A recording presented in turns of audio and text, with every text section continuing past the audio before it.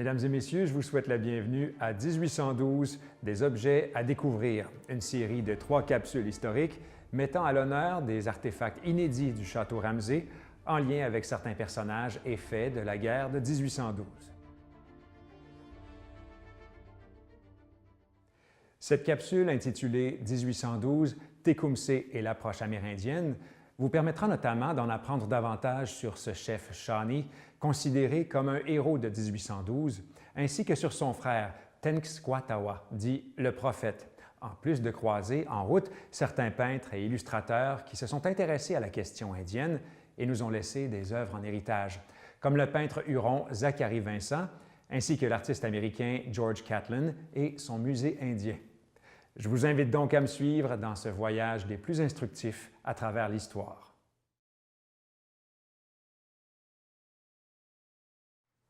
Avant que le Canada devienne un pays, les alliances militaires conclues entre le Royaume-Uni et les Premières Nations constituèrent un élément clé du réseau de défense de l'Amérique du Nord britannique. Au Canada, la guerre de 1812 se déroula sur 3 grands fronts, à l'ouest des Grands Lacs, dans la région du Niagara et dans la vallée du Saint-Laurent. Dans chacune des régions, les guerriers d'une 50aine de collectivités métisses et des Premières Nations combattirent aux côtés des troupes britanniques et de la milice canadienne en raison de leur objectif commun, résister à l'expansion américaine.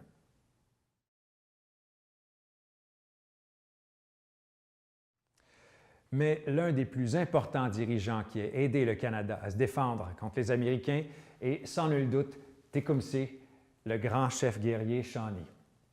La période pendant laquelle Tecumseh fut chef eut un impact considérable sur l'avenir des tribus de toute la région, car il tenta avec son frère Tenskwatawa, le prophète dont nous reparlerons plus tard, de réunir les tribus du nord-est, du centre et du sud dans une confédération. Une chance s'offrait à nous.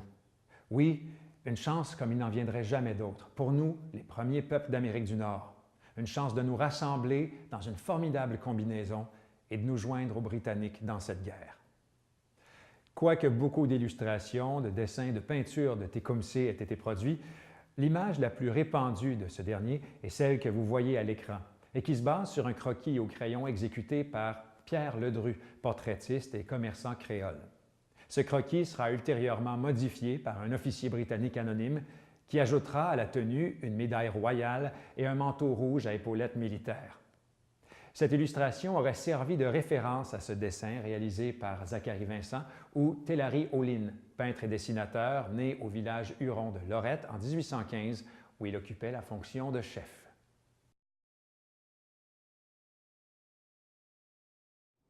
Le faciès amérindien typique dont hérita Zachary Vincent, allié à une volonté de perpétuer un mode de vie traditionnel, contribua à renforcer l'idée qu'il était le dernier des Hurons.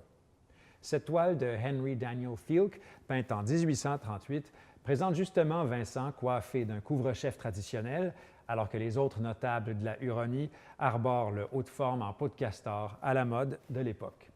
Cette peinture originale met en scène la réception de Robert Sim, marchand de Québec, élu au grade de chef honoraire de la tribu des Hurons de Lorette. Durant la même période, le peintre Antoine Plamondon, ancêtre du chansonnier Luc Plamondon, originaire d'ancienne Lorette, exécuta un portrait en pied de Vincent. Petite anecdote, Lord Durham, qui venait tout juste de débarquer à Québec à titre de nouveau gouverneur, lui acheta son tableau. Cette toile influença beaucoup Vincent, qui entama, en guise de réplique, une série d'autoportraits. Il est intéressant de souligner que Zachary Vincent a été le premier membre de la communauté huronne à entreprendre une carrière de peintre suivant les paramètres de la tradition académique occidentale, comprenant plus de 600 œuvres.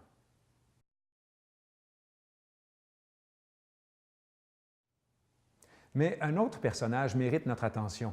Il s'agit de Tenskwatawa, le frère de Tecumseh, que nous pouvons apercevoir à droite sur cette estampe de George Catlin intitulée « The Shawnee Prophet », le prophète.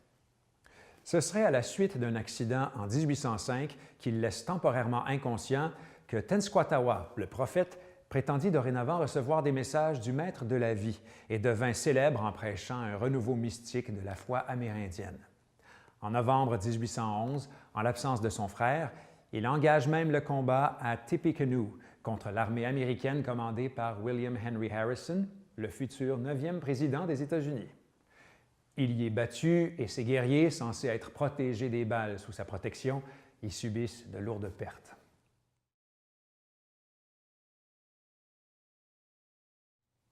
N'acceptant pas la défaite, il semblerait que pour se venger, le prophète aurait jeté un sort à tous les chefs d'État américains élus lors d'une année se terminant par un 0. Selon la légende, ces chefs auraient été condamnés à mourir durant leur mandat. À preuve, 7 présidents américains auraient été atteints par cette malédiction, baptisée la malédiction de Tecumseh, à commencer par William Henry Harrison. Mais Ronald Reagan, élu en 1980, n'est pas mort durant son mandat. Il aurait donc réussi à briser le sortilège. Revenons maintenant à cette estampe du 19e siècle, Portraits of Shawanoe, sur laquelle nous pouvons apercevoir 2 Shawanoe ou Shawnee en habits traditionnels. Voici une belle occasion de découvrir une entreprise ethnographique d'envergure mésestimée car comprenant plus de 600 œuvres, soit celle de George Catlin, artiste peintre américain. En 1845, au Musée du Louvre à Paris, George Catlin présenta son Musée indien, le premier vrai musée d'anthropologie ouvert au public, composé de portraits, de collections d'objets, mais aussi de représentations des Indiens dont certains firent le voyage avec lui. L'impact de Catlin fut considérable autant dans la culture populaire, les journaux, les images, qu'auprès de la jeune génération d'artistes. De Baudelaire à George Sand, ces romantiques trouvèrent dans ses œuvres un aliment pour construire une esthétique nouvelle où toutes les formes de création en marge du champ académique, l'autre de l'art, tenaient un rôle majeur.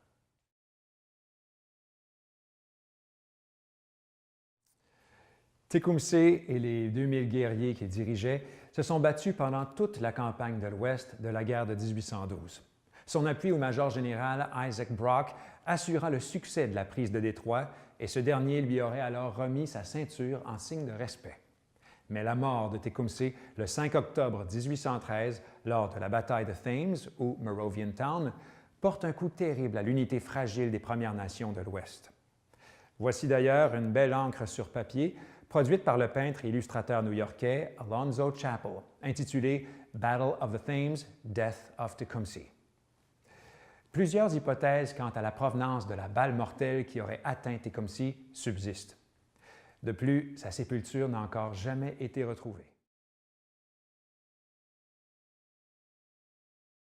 Le château Ramsay possède également ce poignard, qu'on pourrait aussi appeler une dague ou un couteau. Il semble être l'un des rares objets connus ayant appartenu à Tecumseh. Sa lame est en fer forgé et son manche se compose de bois renforcé d'un fil de cuivre. Ce poignard a été remis par Louis-François-Georges Baby, un collectionneur invétéré et un philanthrope notoire, qui a distribué ses trésors entre plusieurs institutions, dont le Château Ramsay. Parmi ses ancêtres, l'on peut retracer James Baby, qui a été colonel dans la milice de 1812. Il était au fort Malden durant l'occupation de Hull et revint à Sandwich, non loin de la rivière Thames, après la capture de Détroit. Puis, il est fait prisonnier lors de la bataille de Thames après avoir vu mourir Tecumseh à quelques pas de lui. Thomas Vercher, un milicien ayant participé aux batailles de Détroit et de la rivière Thames, décrit dans « Guerre sur la rivière Détroit », page 143, un dîner tenu à la maison de Baby, le manoir d'Off Baby, juste avant la retraite en amont de la rivière Thames, et qui peut laisser supposer que Tecumseh avait ce couteau avec lui. Le jour suivant mon arrivée inattendue chez M. James Baby, ce gentilhomme accueillant a donné un banquet invitant le général Proctor et plusieurs autres officiers du 41e et de l'artillerie, ainsi que le célèbre chef Shawnee Tecumseh.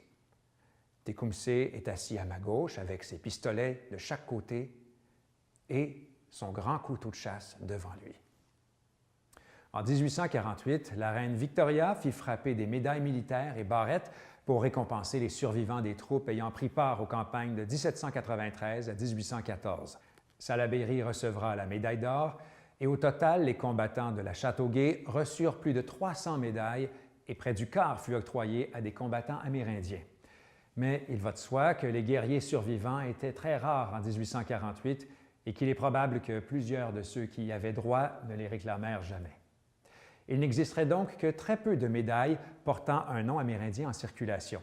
Cependant, il est très intéressant de souligner que 2 membres de la famille de Zachary Vincent, Louis et Stanislas, ont combattu sous les ordres de Salaberry et ont ensuite été décorés d'une médaille de Châteauguay. En effet, ils se sont démarqués pour avoir traversé la rivière Châteauguay à la nage afin de se lancer à la poursuite de l'ennemi. Penchons-nous donc sur cette médaille composée de métal et de fibres rouges et bleues appartenant, comme nous pouvons le lire sur la tranche, à Benjamin Blanchet, sergent.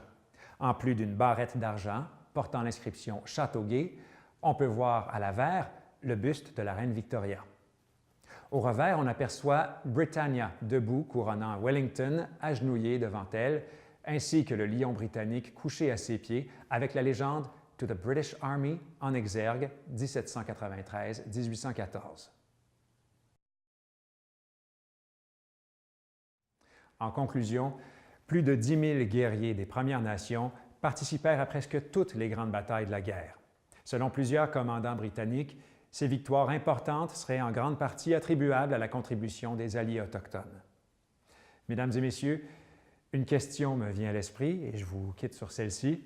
Selon vous, les Amérindiens sont-ils les plus grands perdants pendant cette guerre?